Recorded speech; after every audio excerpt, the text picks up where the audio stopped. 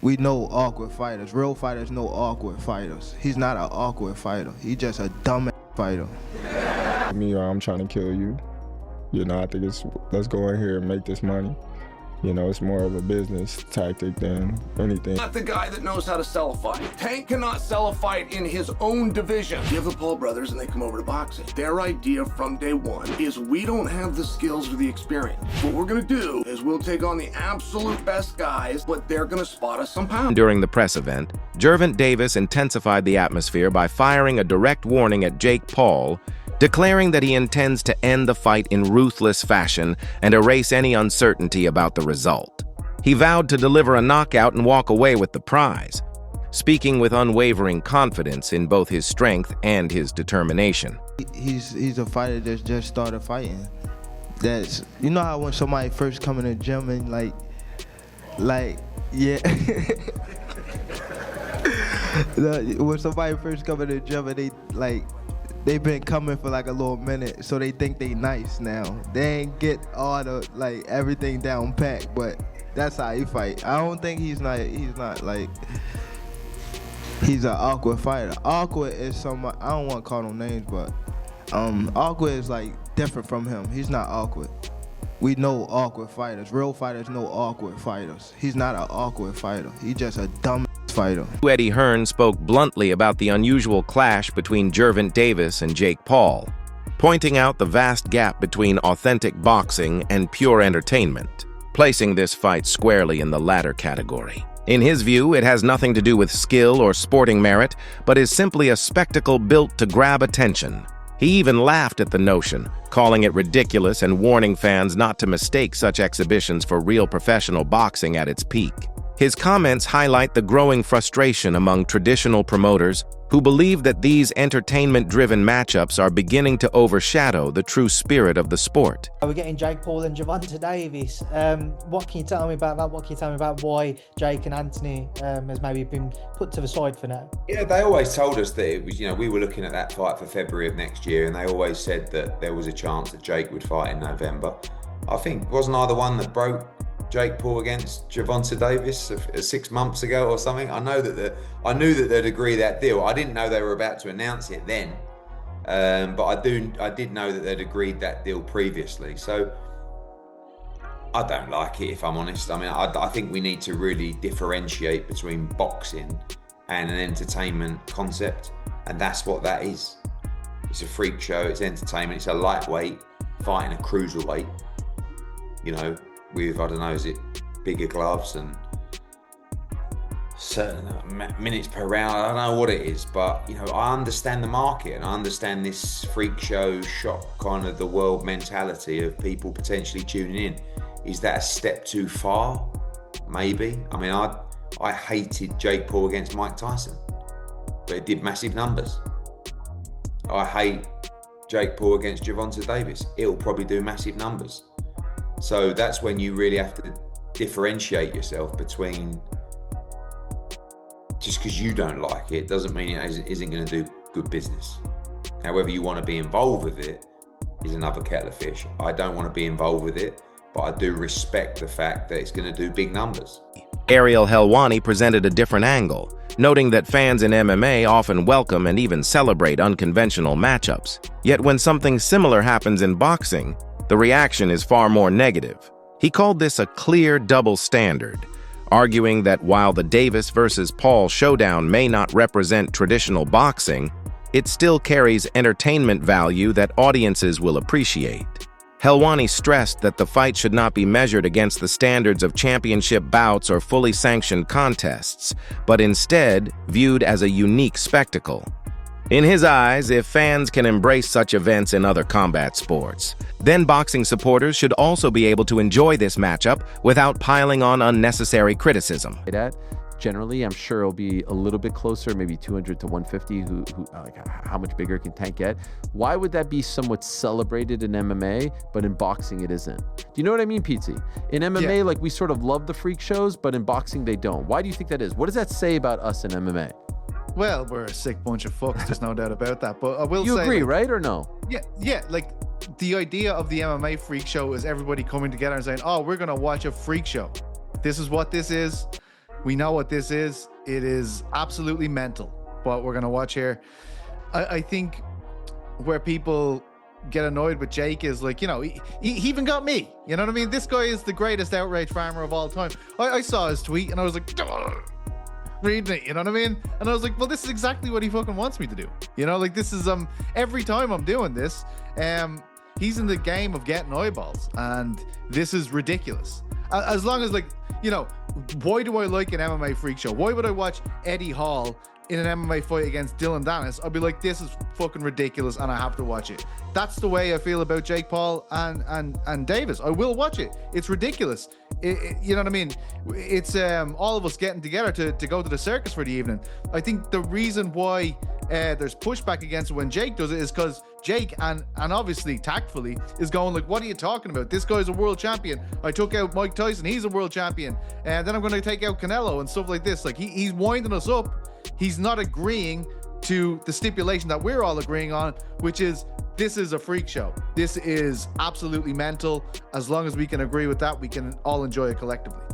Chael Sonnen took a hard stance, tearing into Jake Paul's credibility as a boxer, claiming that the Paul brothers don't rely on true skill, but instead use their fame and fortune to secure high-profile matches. He pointed out how Jake repeatedly targets legendary names or experienced fighters, even though the technical balance is heavily one-sided, stressing that these contests are less about competition and more about leveraging money and influence to grab headlines. Sonnen's biting criticism echoed the frustration of many who believe this fight isn't about boxing talent at all, but a spectacle fueled by profit and attention. So crazy. Why is Gervonta Davis fighting a guy that big? There is some interest to that, because you're not going to see Gervonta Davis. You're going to be able to see Gervonta Davis's feet. That's what I'm going to be interested to see, because I don't think Gervonta's going to jump out there and try to run up into Jake Paul and try to knock Jake Paul out. What I think Gervonta is going to do is Gervonta is going to move his feet, just going to move, make Jake Paul miss a lot, make Jake Paul look really dumb just by using defense on him and making him swing at the wind, because that is going to be very tough for him to hit a guy that is that little.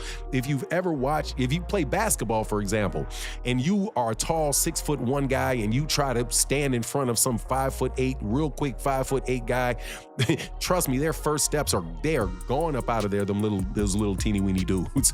So that's going to be very fun and interesting to watch how that goes down. Now, on the other side, you know what Jake Paul's going to do. He don't have no consciousness. He doesn't have a conscience about what he's trying to do. He's going to go in there, try to hurt a 60-year-old Mike Tyson. He don't care. He wanted to Nate. He's way bigger than Nate Jones when he fought Nate Jones. You think he didn't care about hitting Nate Jones upside the head? He's definitely going to be looking to try to get as much as he can get off on Gervonta Davis, and I see him trying to run up on him, trying to maul him, trying to grab him, trying to club him, trying to do all kind of craziness, man. And it's going to be interesting. It's going to be an interesting thing to watch. Now, let me tell you what I really hope, and I haven't seen for this particular card, but I know I know it's going to be good, which is the undercard. The undercard for the Canelo Alvarez fight and Terrence Crawford fight is absolutely horrendous. There's nothing on the thing that would make you want to watch to tune into that thing. Even Terrence Crawford, regarded as one of the greatest pound-for-pound fighters in the sport, brushed off the Davis versus Paul matchup, questioning how anyone could justify putting a 195-pounder against someone weighing just 135.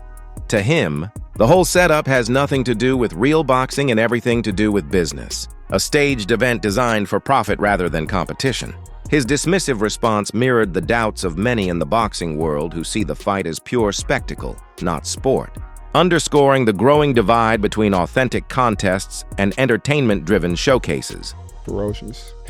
You know, this is speed and power and explosiveness. Jake Paul, since power often decides fights but becomes questionable when facing such a size difference. With Paul's heavier frame likely to absorb much of the impact, Davis could find his usual knockout power less effective, making the challenge far greater than what he typically faces. On the other hand, if Paul connects cleanly while carrying that weight advantage, the damage to Davis could be severe. This imbalance fuels uncertainty, leaving many to wonder if the matchup should even be happening under these circumstances.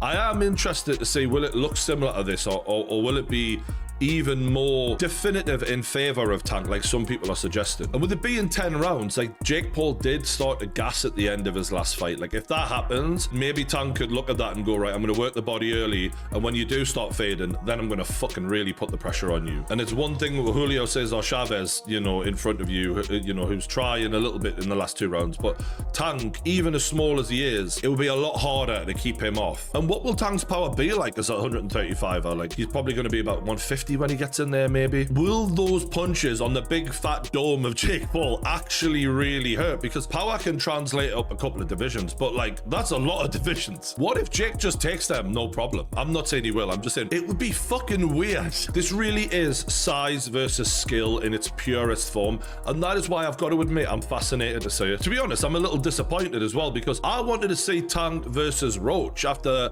they went to a draw in their last fight, a very controversial draw. I think Tank should have fucking lost it, to be honest. Tank doesn't give a shit about legacy and belts. He doesn't give 2 shits about that. He just wants money. And unfortunately, it's going to really hinder his legacy. His legacy will just be, yeah, he had a good run, but he's never going to be up there with the greats, despite his talent. That being said, if he chins Jake Paul, it won't really matter because everyone will fucking love him, won't they? And ironically, I said Tank should be fighting Roach, but Jake Paul clearly now should be fighting Darren Till. This was Darren's fight the other night against Luke Rockhold, former UFC middleweight champion. Dropped him, hard to watch. There was just a massive gap in ability there. Like Rockhold being like a very well-rounded fighter in MMA, but Till just such a specialist in stand-up, and it showed. And this knockout was fucking brutal. Oh god, it was a terrible one. I mean, his leg was bent back and everything. A storm of controversy has erupted over a rumor claiming Gervonta Davis could be offered a staggering $200 million to deliberately lose to Jake Paul, a suggestion that has fueled outrage across the boxing world. The idea that Davis might take the money and hand Paul the victory has left many fans questioning the very integrity of the sport, with critics warning that such a move would strip the fight of any legitimacy and reduce it to nothing more than a business transaction. The speculation has split opinions wide open, leaving audiences torn over whether this event represents true competition or a carefully staged spectacle. Now, really, y'all worry about the wrong question. Y'all worry about Roach, but the real question is, damn, is Tank getting paid $150, $200 million to take that dive versus Jake? Is he gonna do it? Now, I'm just thinking like, damn, like, phone them, $200 million? It's an exhibition, they gonna go on your record? Shit, what would I do? Would I take $200 million to lose a fake fight? Damn, G, Jake might win this fight, bro, because shit, $200 million is an exhibition, y'all already talking shit. $200 million, would I take the dive? I think $200 million is worth taking a dive, gang. I honestly do think so. And it ain't even a real fight. I hope that's not the case, but that's a fucking solid fucking question. What the fuck is gonna happen in this fight? Like, is he gonna take the dive? It's an exhibition, so somebody gotta win. It's not real. It's like a play. When you really think about it, it's sparring. It's not real. You know what I'm saying? I don't know. What y'all think? What would you do? Would you take the $200 million to motherfucking lose to Jake Paul?